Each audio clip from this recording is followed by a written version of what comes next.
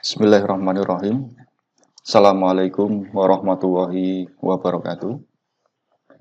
Apa kabar semuanya? Semoga dalam keadaan sehat walafiat, diberikan banyak rezeki, diberikan panjang umur. Kita bahas untuk materi berikutnya, mata kuliah basis data, yaitu kita bahas tentang normalisasi. Nah, normalisasi itu apa? Normalisasi di sini adalah sebuah teknik ya untuk mengorganisasikan data ke dalam tabel-tabel untuk memenuhi kebutuhan pemakai di dalam suatu organisasi. Jadi di sini normalisasi teknik ya, sebuah teknik untuk mengorganisasikan data. Jadi data itu diorganisasikan ya, ke dalam sebuah tabel-tabel sehingga memenuhi kebutuhan pemakai. Jadi nantinya pada saat kita akan membuat sebuah tabel itu tidak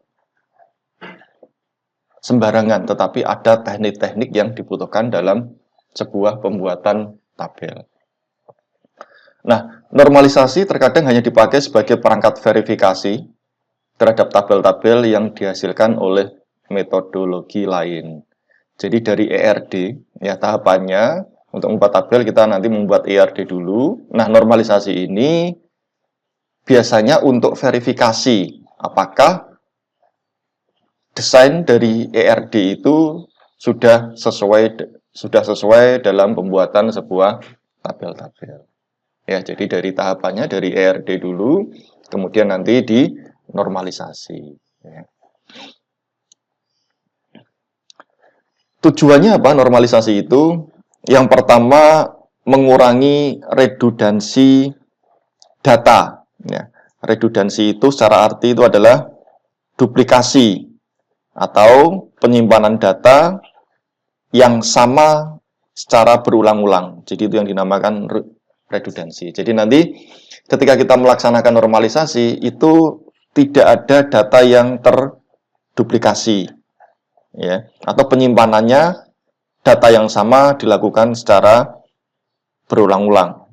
Ya. Nanti mungkin di penjelasan berikutnya akan kita bahas secara mendalam. Nah, redundansi itu nanti menyebabkan apa? Redundansi itu menyebabkan masalah pada saat memperbaruinya, update-nya, kemudian masalah penghapusannya, masalah penambahannya, sehingga nanti data tersebut menjadi inkonsisten, ya, tidak konsisten. Nah, yang kedua, meminimalkan ukuran penyimpanan yang diperlukan untuk penyimpanan data.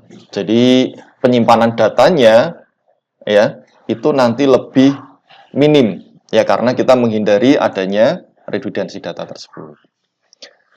Kemudian yang ketiga, tujuan dari normalisasi meminimalkan resiko inkonsistensi data. Ya, nanti akan kita bahas ya, inkonsistensi data.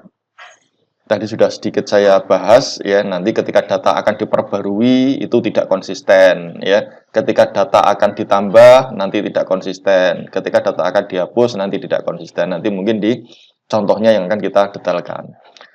Kemudian tujuan berikutnya meminimalkan kemungkinan anomali pembaruan. Nah, anomali itu apa? Anomali itu secara arti adalah keganjilan atau keanehan atau penyimpangan.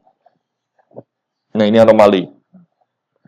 Nah, anomali ini proses basis data dia memberikan efek samping yang tidak diharapkan. Ya, bisa terjadi karena apa? Karena struktur tabel yang kita buat bisa memiliki masalah, ya, masalah kompleksitas data, ya, menyulitkan pemodifikasian data, ya, itu yang masalah-masalah yang timbul dengan adanya anomali. Maka dibutuhkan sebuah proses yang dinamakan proses normalisasi. Kemudian berikutnya memaksimalkan stabilitas struktur data. Jadi dengan data yang normal ini nanti kita bisa maksimalkan untuk stabilitasnya.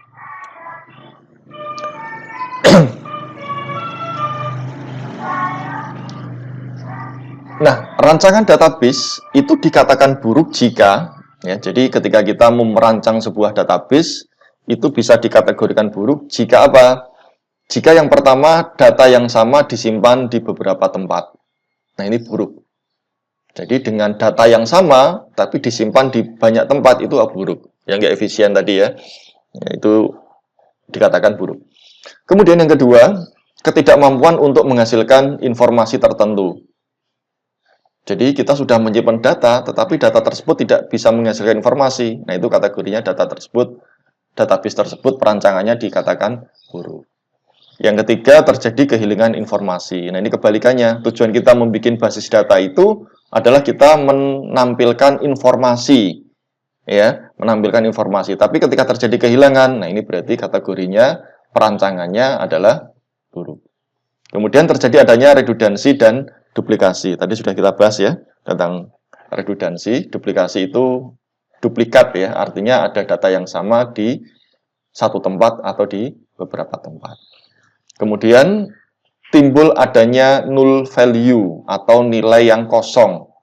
Nah, itu kategorinya buruk. Kenapa? Karena semua data itu harus terisi. Jangan sampai data tersebut kosong. Ini dikategorikan buruk. Kita bahas anomali, ya. Anomali pada basis data, ya, secara arti ini memberikan efek samping yang tidak diharapkan. Itu anomali. Ya, tadi sudah kita bahas keganjilan, keanehan, penyimpangan. Nah, kaitannya dengan basis data ini, dia memberikan efek samping yang tidak diharapkan. Maksudnya bagaimana? Nanti anomali itu dibagi menjadi 3. Ya, ada namanya update anomali, pembaruan anomali. Kemudian ada insert anomali, yang menyisipkan anomali atau menambahkan. Kemudian ada delete anomali. Nah, mungkin lebih jelasnya kita lihat di contoh ya. Kita lihat di contohnya. Nah, ini contohnya. Jadi, ada masalah yang timbul saat terjadi perubahan. Ya, jadi nanti akan timbul masalah ketika terjadi sebuah perubahan dari data yang mubazir, tetapi tidak seluruhnya diubah. Nah, ini contohnya, mungkin lebih enak kalau kita menggunakan contoh. Jika PT Kencana, ya ini ada tabel ya, sebelumnya saya jelaskan dulu. Ini ada tabel. Yang pertama ada data supplier, ya ini. Ini suppliernya ada CV Jaya Abadi, PT Kencana, PT Sumber Jaya, ya. Ada 3 supplier ya. Kemudian ada kota, ya. Ini tempat dari supplier tersebut. Kemudian ada barang, monitor, ada laptop, ada keyboard, ada mouse. Kemudian ini jumlah yang disuplai. Jadi begini, CV Jaya Abadi itu berlokasi di Jakarta, dia mensuplai monitor. Ya. Kemudian CV Kencana, ya, itu lokasi di Bandung. Di sini ada 2 ya. Ini Kencana 1, ini 2. Tapi ini adalah supplier yang sama. Ya, ini supplier yang sama. Jadi PT Kencana ini dia mensuplai laptop dan mensuplai mouse. Gitu ya. Nah, ini contoh tabelnya seperti ini. Ya. Nah, kemudian ada perubahan jika PT Kencana pindah lokasinya di Bogor, ya. Kemudian perubahan data yang hanya dilakukan pada data pertama, sedangkan data yang lain tetap, maka akan terjadi inkonsistensi data. Maksudnya gini, jadi ini ada perubahan, lokasi PT Kencana ini pindah dari Bandung ke Bogor. Ketika kita akan memperbaruinya, ya, berarti nanti di sini akan dicoret, kemudian diganti menjadi Bogor. Ini kan, diganti menjadi Bogor. Ya. Nah, ini nanti tidak konsistensi. Kenapa? Karena supply yang kedua, ini alamatnya masih tetap Bandung. Nanti kita ubah. Nanti kalau ada supply berikutnya, itu baru datanya sedikit. Kalau datanya ratusan, ribuan, nah ini dalam 1 tahun atau dalam 1 bulan dia menyuplai banyak, itu nanti pasti akan terjadi anomali. Ya, ini yang dinamakan dengan update anomali. Nah, kita lihat berikutnya. Ini ya, ini tadi yang saya contohkan. Jadi ketika ini diubah, ya ini diubah, ini jadi Bogor, maka yang data berikutnya, ya data berikutnya dia tidak berubah secara otomatis. Ya ini nanti data yang seperti ini kategori data anomali, ya data anomali. Nah solusinya bagaimana? Solusinya kita jadikan dua tabel. Ya, dua tabel. Yang pertama itu tabelnya terdiri dari kode supplier, kemudian nama supplier sama kota. Ya, ini tertulis semuanya. Ya, tadi dari tabel tadi ada 3, CV Jaya Abadi, CV Kencana, PT Kencana sama PT Sumber Jaya. Ini lokasi kotanya ada di Jakarta, di Bogor dan di Jakarta kembali. Nah, ketika kita ubah PT Kencana ini, ya, ketika kita ubah Bogor, nantinya di tabel berikutnya itu dia tidak melihat tentang kota. Ya, karena ini antara tabel 1 dengan tabel 2 nanti sudah direlasikan. Ya, sudah direlasikan menggunakan kode supplier dengan kode supplier. Ya. Jadi ini yang dinamakan dengan update anomali. Jadi perancangan data yang tadi kategorinya tidak tepat. Kenapa tidak tepat? Karena ketika terjadi perubahan data, maka tidak semua data berubah. Nah, dengan solusinya kita pecah menjadi dua tabel. Jadi data supplier sendiri, kemudian transaksi supplier sendiri, misalnya seperti itu. Ya.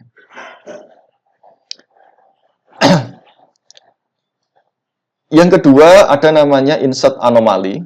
Ya, ini adalah masalah yang timbul saat melakukan penambahan. Nah, ini penambahan data, dan data itu adalah primary key atau elemen kunci. Contohnya dari tabel ini di bawah ini menunjukkan bahwa jenis kursus bahasa hanya ada 3, ya, yaitu bahasa Inggris 1, bahasa Mandarin sama bahasa Jepang. Ya. Dan bahasa lain tidak akan dapat ditambah kecuali jika ada siswa yang mengambil kursus. Ya, jadi ini contoh sebuah tabelnya. Siswa 1 mengambil kursus bahasa Inggris. Ya. Kemudian siswa 2 mengambil kursus bahasa Mandarin. Siswa ketiga mengambil bahasa Inggris, siswa keempat mengambil bahasa Jepang. Nah, kita lihat di berikutnya. Ya. Solusinya bagaimana? Solusinya, ya, kalau ketika kita akan menambahkan data, ya, itu kategorinya tidak tepat, ya, tidak tepat, karena di dalam satu tabel itu hanya ada nomor sama nama kursusnya. Nah, solusinya bagaimana? Solusinya dibuat menjadi dua tabel yang berbeda, di mana satu tabel ini yaitu tabel data siswa, kemudian yang kedua ini adalah data kursus. Sehingga nomor siswa semuanya nanti dituliskan di sini dan nama siswanya. Kode kursus di sini adalah tentang kursus yang diselenggarakan sebuah lembaga. Jadi misalkan kita ingin menambahkan bahasa Jerman, ya kita tinggal menambahkan kode keempat, kursusnya adalah bahasa Jerman. Ya. Itu adalah tentang insert anomali. Jadi ketika kita ingin menambahkan peserta, kita nanti tinggal tampilkan kodenya. Misalnya Ahmad. Ahmad itu mengambil apa? Ahmad itu bahasa Inggris. Berarti nanti di sini ada kolom lagi nama kode kursusnya 01. Sehingga Ahmad ini nanti otomatis mengambil bahasa Inggris. Eko juga bahasa Inggris, kodenya 01. Dia nanti otomatis bahasa Inggris. Jadi ketika kita menambahkan data, insert anomalinya, itu nanti data tidak akan mengubah dari kursusnya ini. Nah, yang ketiga ada yang namanya delete anomali, ya. Delete anomali. Ini adalah masalah yang timbul saat melakukan penghapusan data dan data lain ikut terhapus atau hilang. Contohnya jika siswa dengan nomor 02, ini masih yang tadi ya. Siswa 02, ini siswa 02 batal mengambil kursus, ya, sehingga akan dihapus, maka data yang menyatakan biaya kursus bahasa Mandarin juga terhapus. Ini ya. Jadi ini ada tabel yang tidak normal ya, tidak normal dalam arti anomali. Ya, nanti di sini adalah terjadi penghapusan anomali. Ada data nomor siswa, nama kursus, sama biaya. Nah, ini permasalahannya ketika kita akan menghapus data yang kedua ini, ya, data yang kedua ini, maka bahasa Mandarin dan biayanya pasti akan hilang. Kenapa? Karena ini menjadi satu. Ini akan menjadi satu. Ya, sehingga nanti akan hilang. Sehingga ketika orang akan mengambil kursus bahasa Mandarin sudah nggak ada lagi. Kenapa? Datanya sudah dihapus. Padahal tujuannya dia hanya menghapus siswanya saja. Kenapa dia nggak batal mengambil kursus bahasa Mandarin? Solusinya tetap membuat dua tabel, ya, tabel data siswa sama tabel kursus. Ya, tabel kursus di sini menambahkan biaya. Sehingga ketika nomor 2 ini, Joko ini tidak jadi mengambil kursus, tetapi data bahasa Mandarin ini masih tetap ada. Sehingga ketika kita ingin menambahkan data peserta kursus berikutnya, dia mau mengambil data Mandarin, bahasa Mandarin, datanya masih bisa digunakan. Nah, ini yang dinamakan dengan delete anomali. Ini yang dinamakan dengan delete anomali. Oke, mungkin gambarannya seperti itu ya.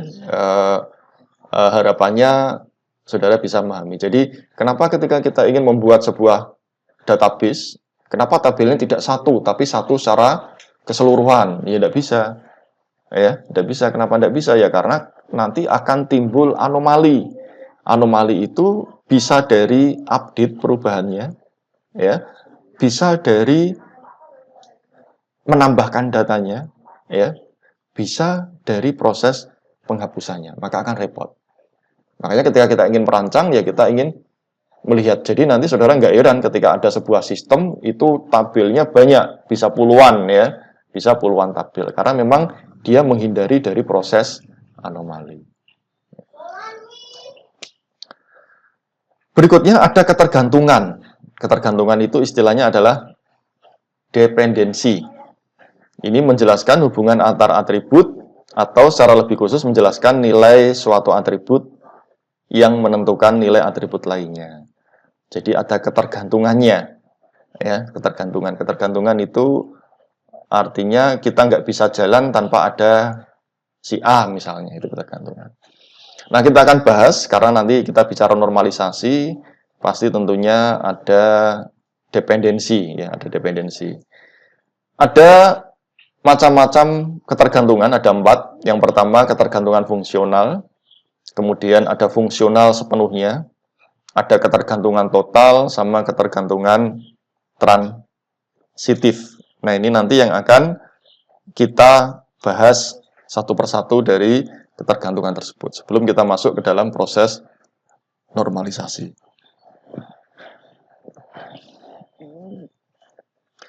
Yang pertama ketergantungan fungsional. Nah, ini ketergantungan fungsional di sini dia menggambarkan hubungan atribut dalam sebuah relasi, ya, dalam sebuah hubungan dia menggambarkan sebuah atributnya. Dia menggambarkan sebuah atributnya. Suatu atribut Y, ya, suatu atribut Y ini mempunyai ketergantungan fungsional terhadap atribut X. Jadi Y ini tergantung terhadap X, ya, terhadap atribut X. Saya kasih warna merah jika dan hanya jika setiap nilai X berhubungan dengan sebuah nilai Y. Y ini dia mempunyai ketergantungan fungsional, ya, X. Syaratnya apa? Jika setiap nilai, nah nilai yang ada di X ini berhubungan dengan nilai Y. Yang berarti, ya ini, X, ya, Y ini bergantung ke fungsional terhadap X, simbolnya seperti ini. Yang berarti X secara fungsional menentukan Y. Ya, ini X ini dia menentukan Y, simbolnya tanda panah. Ya, panah dari X ke Y, panah menuju Y. Secara fungsional tergantung X. Ya, dan Y ini kategorinya tergantung dari X. Simbol yang digunakan ini dibaca secara fungsional ya, ini artinya secara fungsional menentukan. Jadi ketika ada tanda ini ya, boleh satu seperti ini, ya ini kan sabuk tebal ya. Ini artinya secara fungsional menentukan. Notasinya X secara fungsional menentukan Y. X dan Y adalah atribut dari sebuah tabel, berarti X secara fungsional menentukan Y, atau Y tergantung pada X. Jika dan hanya jika ada dua baris data dengan nilai X yang sama, maka Y juga sama. Nah, ini kebalikannya ya. Keterbalikannya X tanda panah di slash ya. Ini kebalikannya dari notasi sebelumnya. Artinya apa? Dibaca secara fungsional tidak menentukan Y. Ini kebalikannya. Ya. Oke, kita masuk contoh. Di sini ada tabel. Tabel mata kuliah, struktur data, basis data, bahasa Indonesia, matematika 1. Kemudian ini ada NIM-nya. Ini ada nama mahasiswa, ada nilai huruf. Nah, NIM secara fungsional ya, secara fungsional bergantung dengan nama mahasiswa ini, ya kebalik ya, maaf ya. Nama mahasiswa ini secara fungsional bergantung dengan NIM. Ya, karena NIM ini digunakan sebagai kunci. Ya. Karena setiap NIM yang sama, maka nama mahasiswanya juga akan sama. Ya. Jadi NIM-nya sama, pasti nama mahasiswanya juga pasti akan sama. Contohnya 9001 itu Ali Akbar, dia ngambil mata kuliah struktur data.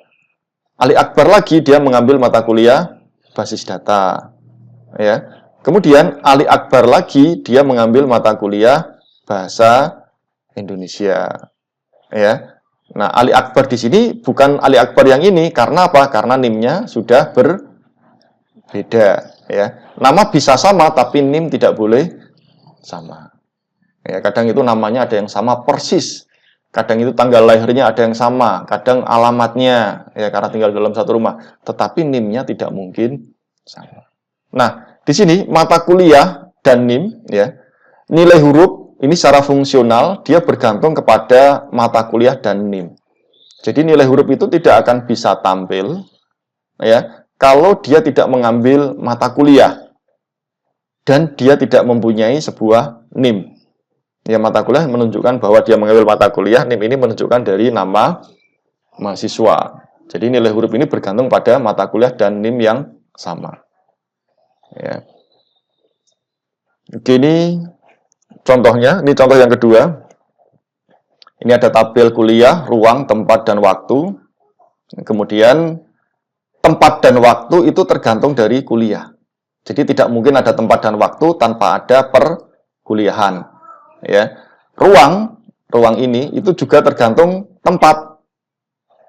Ya, jadi tempatnya itu ruang itu bergantung dengan tempat. Ruang bergantung dengan tempat, tempat bergantung dengan perkuliahan. Jadi bisa dinotasikan, disimbolkan seperti ini. Ya. Yang kedua ada ketergantungan fungsional penuh.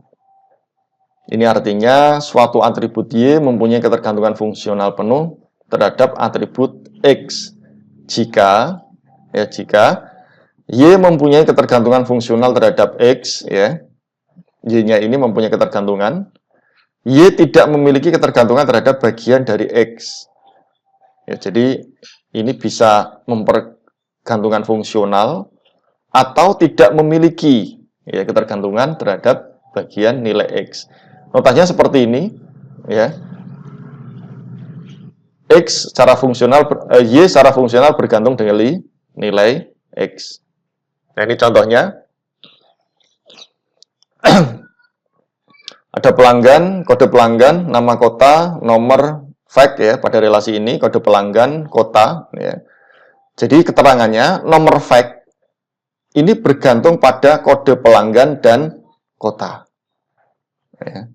Saudara kalau lihat nomor fax itu kan biasanya pakai nomor telepon kan?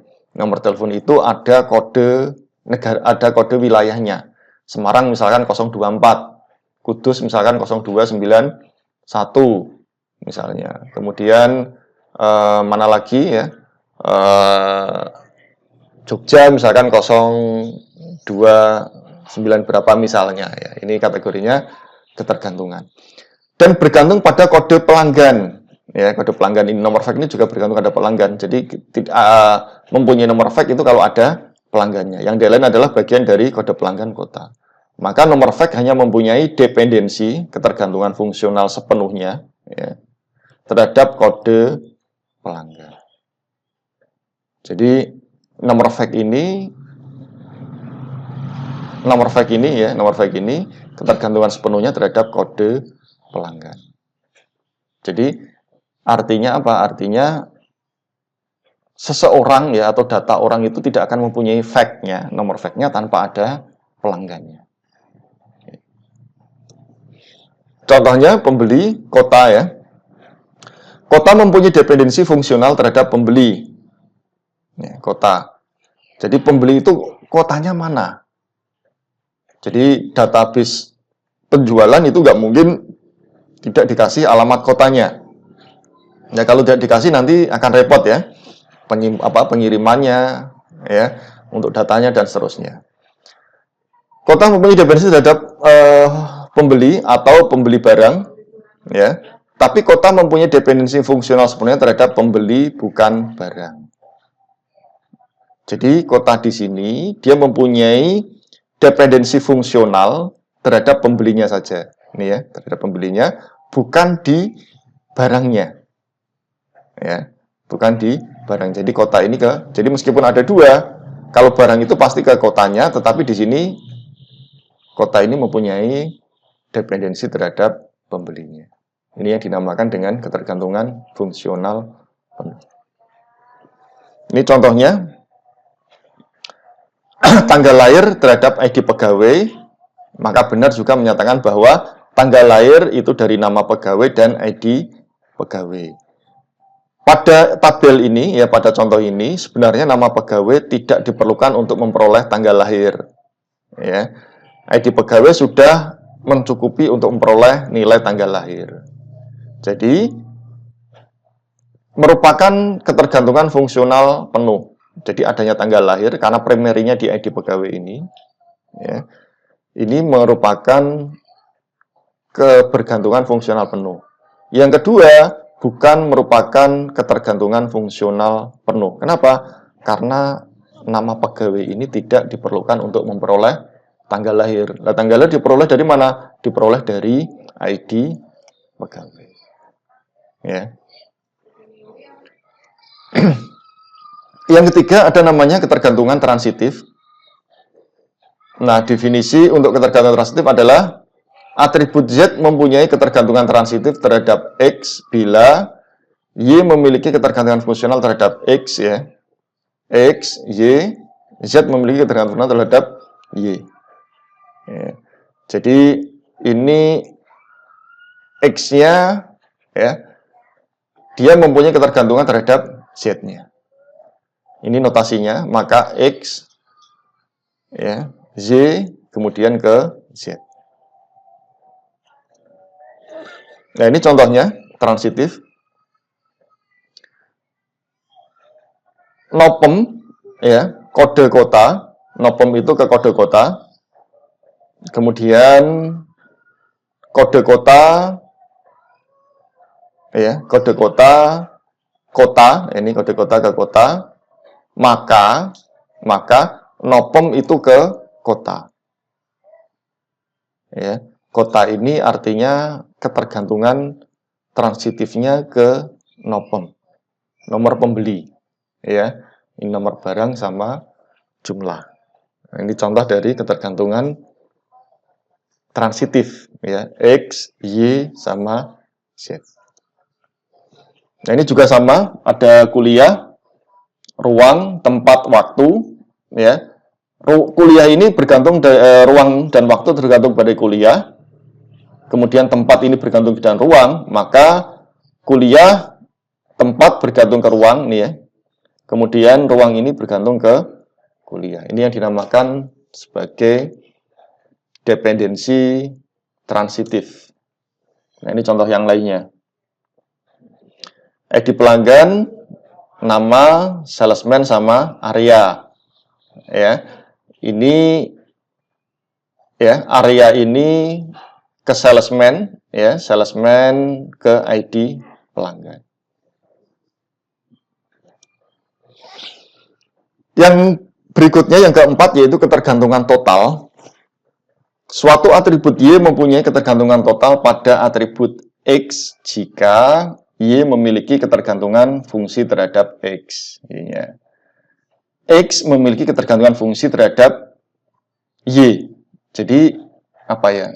Dua-duanya ya, ini simbolnya ya. Jadi X-nya tergantung dari Y, Y-nya juga tergantung dari X. Nah ini apa ya? Sama-sama bergantung ya, sama-sama bergantung. Contohnya, dari tabel pegawai ada nomor induk, ada nama, ya, tempat lahir, tanggal lahir, dan alamat. Ya, notasinya nomor induk itu bergantung dengan nama, dan nama ini bergantung dengan nomor induk. Ya, itu tentang ketergantungan total, jadi kedua-duanya. Nah, dengan mengetahui tentang ketergantungan atau dependensi tadi, sekarang kita bahas tentang normalisasi. Ya, normalisasi. Normalisasi tahapan dari normalisasi.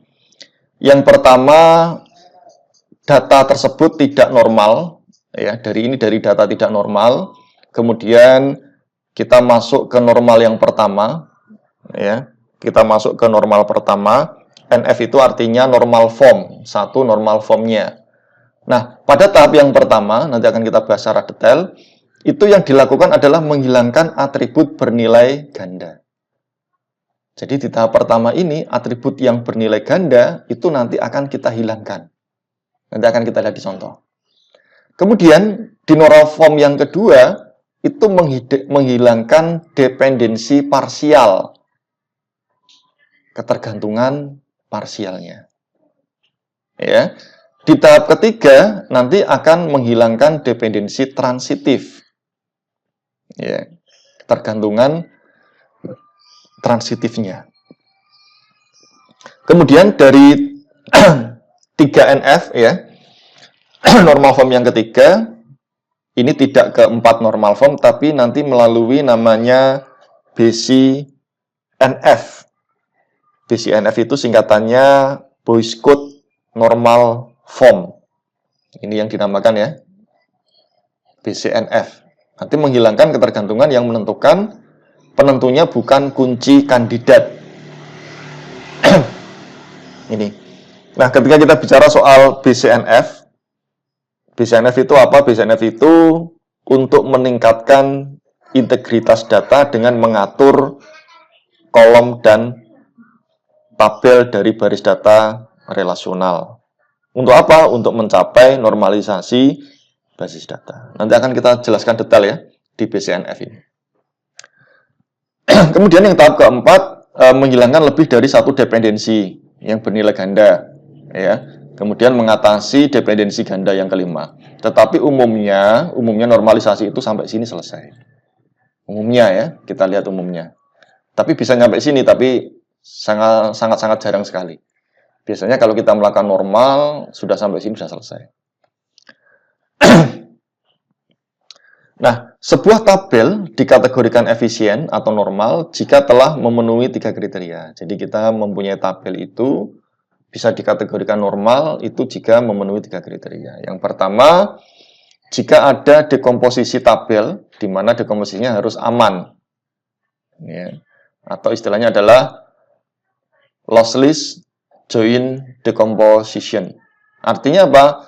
Setelah tabel tersebut diuraikan, didekomposisi menjadi tabel-tabel baru tersebut bisa menghasilkan tabel semula dengan sama persis. Ini yang dinamakan dengan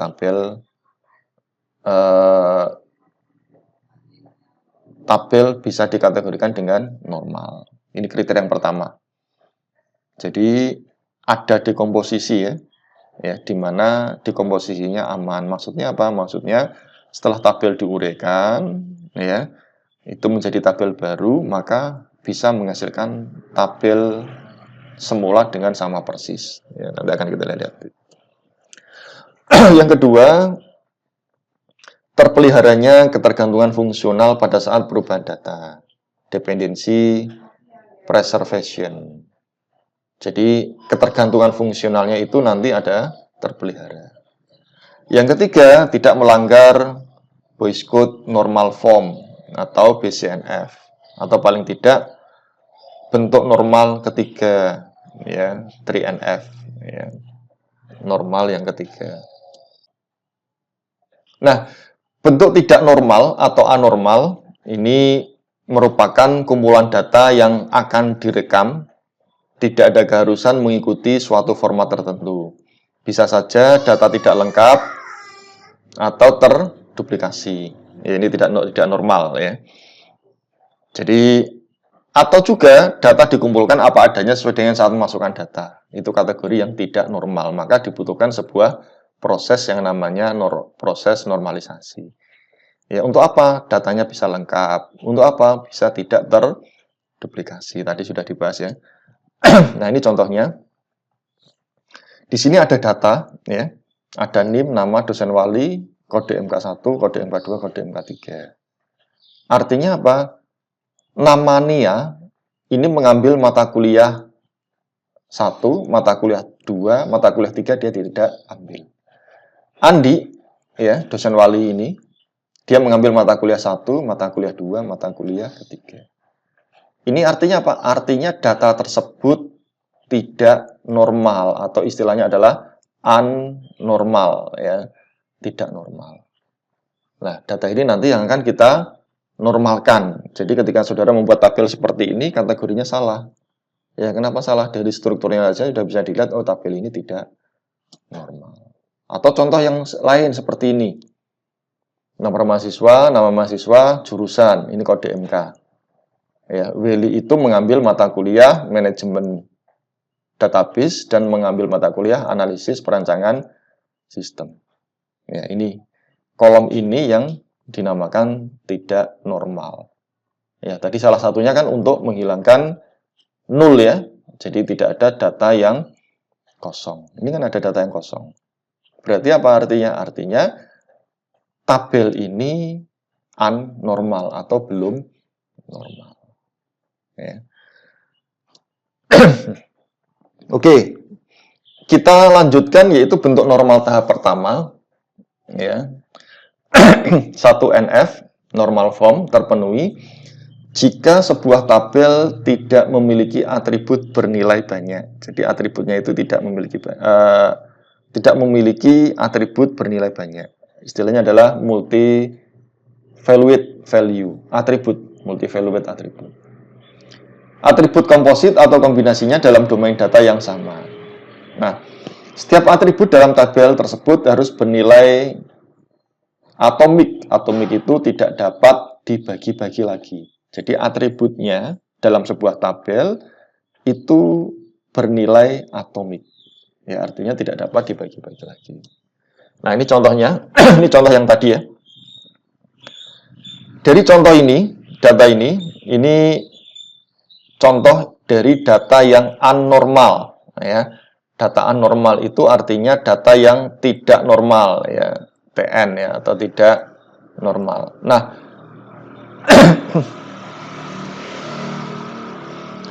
bentuknya ketika kita akan membuat normal, ya, gimana caranya supaya kita membuat dari data ini normal? Ini kode MK ini dijadikan menjadi 1. Lalu ini kan kita Nia itu ngambil 2 mata kuliah, Andi ini ngambil 3 mata kuliah, Rini ngambil 3 mata kuliah, Basuki ini ngambil 2 mata kuliah. Kalau kita buat strukturnya seperti ini masih data yang belum normal. Nah, cara menormalkannya bagaimana? Cara menormalkannya, ya, yaitu dibuat dengan bentuk yang pertama. Kita normalkan tahap pertama dulu. Caranya bagaimana? Data ini kita hilangkan, ya, ini. Kolom ini kita hilangkan, kita ubah menjadi kolom kode MK. Sehingga NIM nama, dosen wali, dan kode MK. Nia itu ngambil mata kuliah 1, 2, 3, 4 dan ngambil mata kuliah 1, 4, 3, 5. Jadi di sini Nia itu ada 2, ya. Jadi dari sini tidak ada data yang kosong. Ini ya, ini masih tahap normal yang pertama. Oke, mungkin saudara bisa memahami ya. Atau yang tadi, contoh yang kedua tadi. Ini dari data yang tidak normal, ini masih ada yang kosong, ya. Kita buat menjadi normalnya, ya, kita buat menjadi normalnya. Normalnya bagaimana? Normalnya kita isikan datanya, nomor mahasiswa kita isikan, nama mahasiswa kita isikan, jurusan kita isikan, yang lainnya sama. Jadi tidak boleh ada data yang nol atau data yang kosong. Ya, karena ini berarti apa? Ini tidak menghapus kolom, tidak seperti yang pertama, tetapi kita hanya mengisikan data, ya, data. Jadi data yang kosong ini kita isikan. Ini adalah contoh bentuk normal yang pertama. Berikutnya, bentuk normal yang kedua. Ini tahapannya, jadi dinormalkan yang pertama dulu, kemudian baru dinormalkan yang kedua. Normal form, tiap atribut bukan kunci harus bergantung fungsi terhadap atribut kunci. Ini bergantungnya. B, C, dan E ya, itu nanti bergantung secara fungsi terhadap A. Ini ya. Tadi kita masalah dependensi sudah kita bahas. Ya. Jadi atribut B, atribut C, atribut D atau atribut E itu bergantung terhadap atribut A. Nah, A ini nanti yang dijadikan sebagai sebuah kunci. Jadi untuk menentukan primary key itu memang ada tahapannya, yaitu di normal yang kedua. Ya. Kemudian menjadikan pengelompokan dalam tabel-tabel yang relevan. Oke, kita lihat contohnya. Ya, dari data yang tadi ya, dari data yang tadi yang pertama itu kita pecah menjadi 2. Ya. Di sini ada atribut name, atribut nama, atribut dosen wali. Yang kedua ada NIM dan kode MK. Ini data yang pertama tadi ya. Data yang pertama tadi. Ya, jadi di sini ada kita pecah menjadi 2 atribut. Nah, ini nanti NIM ini yang dijadikan sebagai key. Ya, kunci. Ini juga sebagai key. Ya, ini sebagai key. Ya, ini kode MK-nya ini juga sebagai key. Ya. Nah, contoh yang tadi ya. Ini contoh yang tadi. Jadi dari data yang tadi, yang sudah ini normal pertama ya. 1 NF. Nah, 1 NF. Kemudian kita menjadi bentuk 2 NF. Ya, bentuk 2 NF. Ini kita lihat, ya di sini ada nomor mahasiswa atau NIM, sama kode MK. Ini kita pisah dulu. Ya, dengan kode MK dan nama nomor MK ini, maka dia akan menghasilkan nilai. Maka kita pisah menjadi 2. Kita pisah menjadi 2. Yang pertama, tabel mahasiswa ini, nomor mahasiswa, nama dan jurusan ini sampai sini. Ya. Yang kedua, ini kita pisah sampai sini. Ya. Ada kode MK, nama MK, kode dosen dan nama dosen. Sehingga nanti dari relasinya itu nomor MK sama kode MK dia menghasilkan sebuah nilai. Ya, nilai ini bergantung kepada kode MK dan nomor mahasiswa. Ya, ini adalah bentuk 2 NF. Ya. Tahapan normal yang kedua. Ya. Ini sudah jadi tahap pertama, kemudian ini dinormalkan tahap kedua. Kemudian bentuk normal yang ketiga terpenuhi jika telah memenuhi bentuk 2NF. Ya, jika sudah ke tahap kedua, itu nanti bentuknya menjadi ketiga. Atribut bukan kunci tidak memiliki ketergantungan transitif terhadap kunci utama. Ini ya. Jadi B, C, D, E itu bergantung kepada A. E itu tergantung kepada C. C adalah trans untuk E dan A, maka harus didekomposisi menjadi BCD itu ke A dan E itu ke C. Ya. Ini bentuknya seperti ini. Kita lihat di contoh. Kode MK, nama MK, kode dosen, nama dosen. Ya. Kemudian di sini bentuk yang ketiganya ada kode dosen. Ini kode dosen dan nama dosen. Kemudian kode MK, nama MK, kode dosen. Artinya apa? Nantinya kita akan mengetahui bahwa mata kuliah database itu diampu oleh dosen ATI, ya ini ya. Atau mata kuliah analisis perangkat sistem itu diampu oleh dosen DITA. Ya ini berarti kita kelompokkan seperti ini. Ya, kita kelompokkan seperti ini. Ini bentuk normal yang ketiga. Ini bentuk normal yang ketiga. Ini diagram normalisasi dari data yang tadi ya. Dari nama mahasiswa sama jurusan itu bergantung kepada nomor mahasiswa atau NIM-nya. Kemudian nama mata kuliahnya, kode dosen, nama dosen, ya kode dosen bisa ke nama dosen ini bergantung kepada nama kode MK sehingga dia menghasilkan sebuah nilai, ya sehingga menghasilkan sebuah nilai.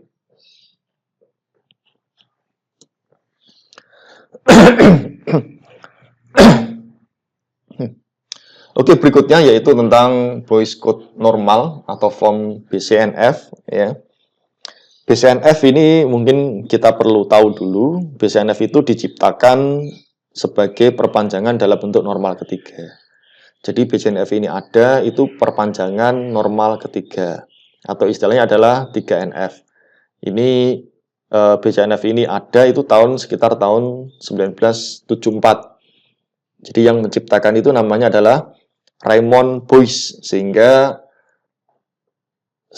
ada istilah B-nya itu adalah Boyce dan Edgar Code. Ya, Boyce Code itu adalah dua orang nama yang diambil nama belakangnya, di luar negeri itu nama belakangnya. Ya, Boyce itu adalah namanya Raymond Boyce, Code itu adalah Edgar Code. Ya. NF-nya apa? NF-nya adalah normal form. Jadi normal form yang dibuat oleh yang diciptakan oleh Boyce and Code. Ini jadi dua orang tadi itu bekerja untuk membuat skema basis data. Dia meminimalkan redundansi, ya. Dengan tujuannya apa? Mengurangi waktu komputasi. Nah, pada saat penciptaannya, Boyce adalah salah satu pengembang utama Structure English Query Language atau SQL. Ini pengembangnya. Dia meningkatkan pengambilan data dengan menggunakan model relational code-nya. Nah, dalam hal ini, code ini mengungkapkan bahwa kompleksitas struktural dari basis data dapat dikurangi. Yang berarti apa? Query bisa lebih kuat dan fleksibel. Ya, jadi ini menggunakan wawasan relasionalnya mendefinisikan 1NF, 2NF, 3NF sehingga ada namanya BCNF. Nah, bentuk BCNF terpenuhi dalam sebuah tabel jika setiap fungsional dependensi terhadap setiap atribut atau gabungan, ya, Y ini ketergantungan terhadap X, maka X adalah super K-nya. Tabel tersebut harus didekomposisi berdasarkan fungsional dependensi yang ada, sehingga X menjadi super K dari tabel-tabel hasil dekomposisi. Nah, setiap tabel dalam BCNF merupakan normal yang ketiga, akan tetapi tiga normal, ya, normal form belum tentu termasuk BCNF. Jadi tabel BCNF ini merupakan 3NF, tapi 3NF ini belum tentu BCNF. Jadi kalau sudah BCNF ini, makanya di tahapan tadi, setelah 3 itu di BCNF dulu. Ya, dia sudah sesuai atau belum? Kalau sudah BCNF, otomatis dia merupakan 3NF. Tapi kalau sudah 3NF, belum tentu dia BCNF. Perbedaannya apa? Untuk fungsional dependensi. Ya, ini BCNF tidak memperbolehkan A sebagai bagian dari primary G.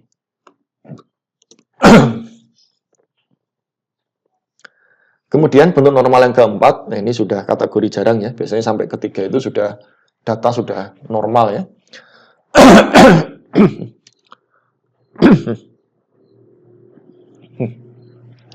Bentuk normal 4NF terpenuhi dalam sebuah tabel jika tidak telah memenuhi bentuk BCNF. Dan tabel tersebut tidak boleh memiliki lebih dari sebuah multi-valued atribut ya, untuk setiap multi-valued dependensi, MVD istilahnya juga harus merupakan functional dependencies. Ini contohnya ya. Jadi ada tabel pekerja, kemudian ada project-nya, sama keahliannya, skill-nya. Nah, setiap employee dapat bekerja lebih dari satu project, ya, dan dapat memiliki lebih dari satu skill. Untuk kasus seperti ini, maka harus didekomposisi menjadi employee project, employee skill. Artinya satu orang ini bisa sebagai programmer, bisa sebagai desainer, bisa sebagai analis. Ya, ini adalah contoh bentuk normal yang keempat. Yang kelima, ini terpenuhi jika tidak dapat memiliki sebuah lossless ya, decomposition menjadi tabel-tabel yang lebih kecil. Jika 4 bentuk normal sebelumnya dibentuk berdasarkan functional dependency, ya, bentuk normal yang kelima ini dibentuk berdasarkan konsep join. Nah, ini konsepnya dia berdasarkan join dependence. Ya, ini apabila sebuah tabel telah didekomposisi menjadi tabel-tabel lebih kecil, harus bisa digabungkan lagi atau join istilahnya untuk membentuk tabel semula. Nah, kita lihat itu ya, itu bentuk yang kelima ya. Bentuk yang kelima, tapi proses normalisasi sudah tidak sampai ya, jarang melihat itu yang sampai normal yang kelima. Biasanya normal ketiga itu sudah bagus datanya. Ya, sampai BCNF itu sudah bagus. Nah, mungkin itu untuk penjelasan tentang normalisasi. Nanti kita lebih banyak ke latihan ya. Jadi tidak hanya teori, tapi nanti kita lebih banyak latihan dari kasus-kasus itu. Nanti kita akan coba untuk membuat normalisasi. Dia sampai normal yang ke berapa datanya. Oke, itu yang dapat saya sampaikan ya. Nanti untuk materi dan latihan seterusnya nanti ada di e-learning Universitas Semarang. Baik, saya kira cukup. Saya akhiri. Assalamualaikum warahmatullahi wabarakatuh.